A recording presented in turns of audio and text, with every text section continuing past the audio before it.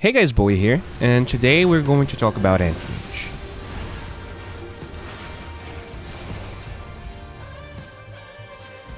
This hero is growing in popularity for similar reasons to Spectre. With the zoo being nerfed a bit and the games being overall longer, AM has a wider window to get his items and do his thing.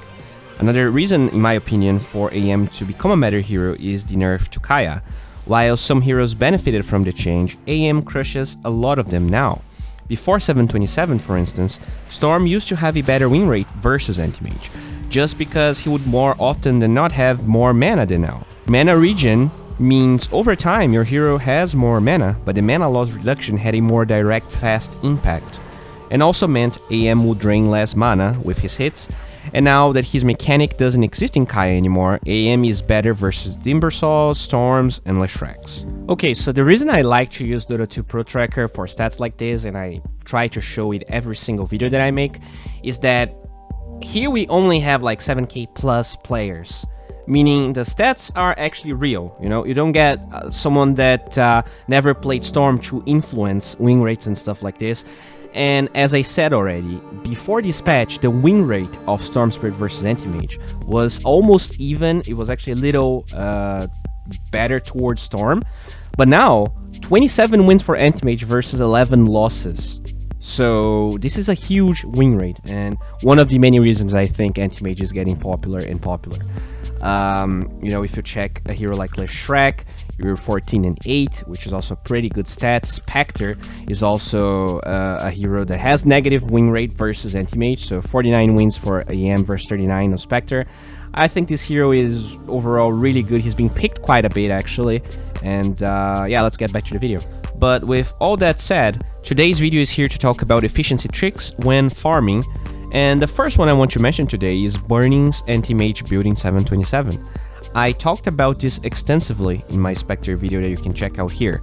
Wraith Bands are kinda bad right now, and while they are still a needed item in some circumstances and some heroes, Anti-Mage farms so fast in the early stages that a lot of times now, Wraith Band could be slowing down your battle-free timings because not only it's wasted gold that you quickly sell in the shop, but it gives you no HP regen that this hero needs in almost every lane.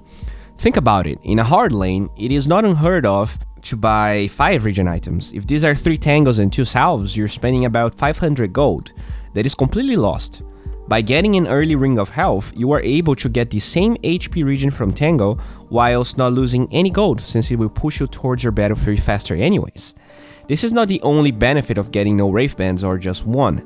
And yeah, just to be clear, I'm not advocating for never buying Wraith Bands. Burning does buy one from time to time. But the thing is, now that Battlefield uses 2 damage items instead of Demon Edge, your hero will get slot issues because if you go Treads, Quelling Blade, Ring of Health, Broadsword and Claymore, you only have a slot for 1 Wraith Band or another item. And as I said, Burning does get a Wraith Band against offlaners that outdamage him by a lot, like Beastmaster with the Boars, or maybe a Timbersaw that reduces his damage. But overall, what he prefers is to get a Ring of Protection right from the get-go, and that's gonna be his 6th slot. Whether you like it or not, true Wraith Bands gives you 10 agility, and that armor lacking when you're hitting jungle creeps by yourself can be problematic. Especially in the laning stage though, as you trade and sometimes tank creeps. Note that not every player is following Burning steps. I've seen a lot of high MMR players getting double Wraith Band in every game they play, but some other players, like IOTW, Ritu, Epileptic Kid, but mostly Chinese players, are going for this build all the time, probably because they watch a lot of Burning stream. Just to be extra clear, whilst armor is what AM will lack in some laning stages, Burning didn't get ring literally every time. Against a hero like Timbersaw that harasses you with magic damage and pure damage and also reduces your damage, Burning was forced to get out with a Slipper and get 1 Wraith Band. He did the same against heroes like Rubik, but those were the only cases he would get 1 Wraith Band out of necessity and out of sheer repetition, which to me seems to be the case for a lot of Anti-Mages right now. The second efficiency trick we will talk about now is pretty commonplace, but it doesn't hurt talking about. When you can start items from their DPS counterparts, just do it. So when you start building treads, if your lane doesn't feel really hard, get your Gloves of Haste instead of boots. If you're free to farm lane and jungle after treads, don't finish your Perseverance and rather get the Claymore and the Broadsword because those items will allow you to farm faster, and provided you are tread switching, you are not gonna spend that much mana. The exception to this rule is when the enemy team successfully invades your jungle and you're forced to blink a lot and farm a lot of jungle camps that are far away from each other, so when you're blinking like that, Perseverance will be a more interesting item. The third trick is one I think a lot of low MMR players have trouble with. While technically stacks increase your farming speed, they also increase the damage you are taking as you farm them, especially when you don't have a Battle Fury. What you need to think is, Burning could stack this camp, but then he would take unnecessary damage that could put him in a ganking position, and why would he stack in the first place if as soon as he clears this camp he can blink to another one? You have a lot of camps in the palm of your hands, and stacking there at the end of the day just decreases the amount of time you would be spending pushing a lane, which is what you want to be doing anyways. You just farm the camps because you can do it reasonably fast, and you are mobile in the first place to get to the lane, but you shouldn't take unnecessary damage doing it and also waste lane creeps. Watch how Burning even ignores the ogres here to address lane and pressure Spectre.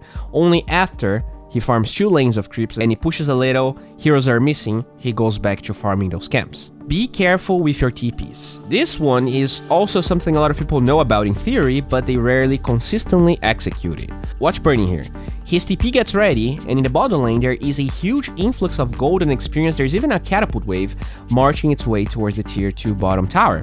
A lot of people, when they play AM or carries, they just chase farm at any cost, be it jungling too much, but I like this example because it's the opposite of what usually one would perceive as bad. While farming lane is good, using a TP to a lane that is pushing and also populated with heroes, enemy heroes in this case, can be really bad.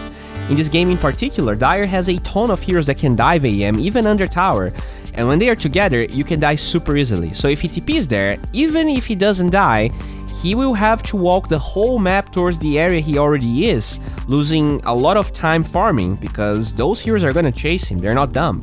What you want to do with your TP, especially as a carry, is the opposite of this. You want to push lanes, you want to force rotations, and always be sure you're safe, not bet that you're gonna be safe, even if it feels sometimes like you're gonna lose a lot of farm. I think this illustrates really well what I want to talk about.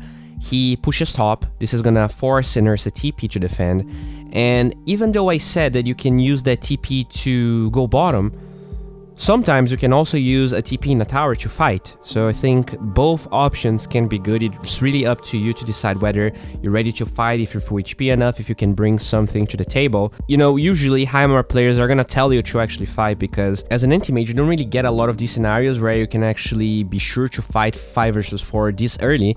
So whenever you can just, you know, walk to a fight and do something, do it. Now we're gonna talk about playing carefully with Blink. Blink is your most important spell. It helps you farm faster, dodge ganks, and aid in fights, but you should be careful with how you go about it. In this replay, Burning goes way too deep to help a friend knowing Haunt was ready and he gets killed.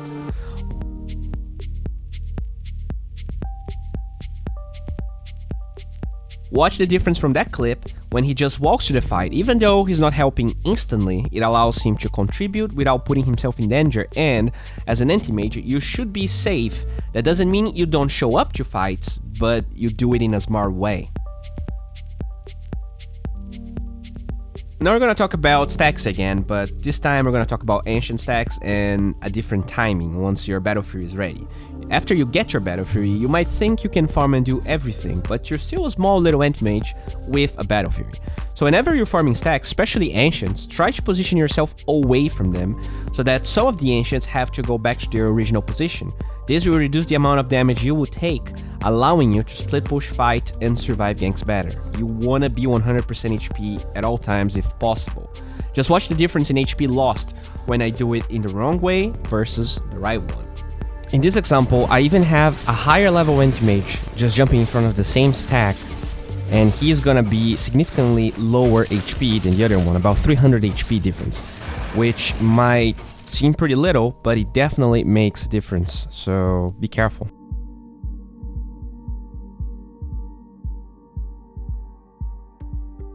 Finally, we're gonna talk about bounties. I mean, your hero is super mobile, so, watch how Burning, once he realizes he's gonna finish his battlefield, he quickly jumps to the enemy side of the map to not only farm their ancients, but be ready to grab a bounty rune. He sees a lot of people bottom anyways, so this is pretty safe. Leave me. I'm so... Oh my god, I'm so fucking unlucky! Do you feel like this playing Dota sometimes? Losing can be really frustrating, especially when you are to blame. What if there was a way to pick heroes and playstyles so good and so fresh in the meta that no one can counter you? Follow my weekly easy MMR meta guide on Patreon to start abusing strategies I'm yet to make a guide on. By selecting this Patreon tier, you will have access to the freshest ideas I'm yet to make a video of, or ideas that are really good but I don't think make a good video but are still important. This will give you an edge versus any player in your brackets. The meta guide is available every Thursday, and if you join before this Thursday, you will get the chance to vote on a hero you want a guide on.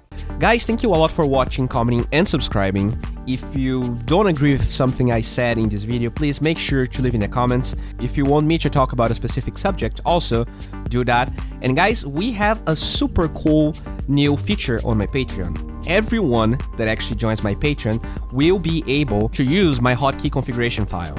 So, I've been thinking a lot on how I can give back to the community, and I think a lot of players starting the game, they're just used to not using quick cast. They don't really understand a lot of nuance and different things you can do with your hotkeys. So what I am doing is giving away my hotkey configuration that I tailored through personal use and also seeing what other pro players are doing. I'm also going to drop a video explaining why I do the things the way that I do. This is not available right now, but the file itself is available to anyone that joins Patreon, so that's just another thing I want to give back to everyone that's helping the channel.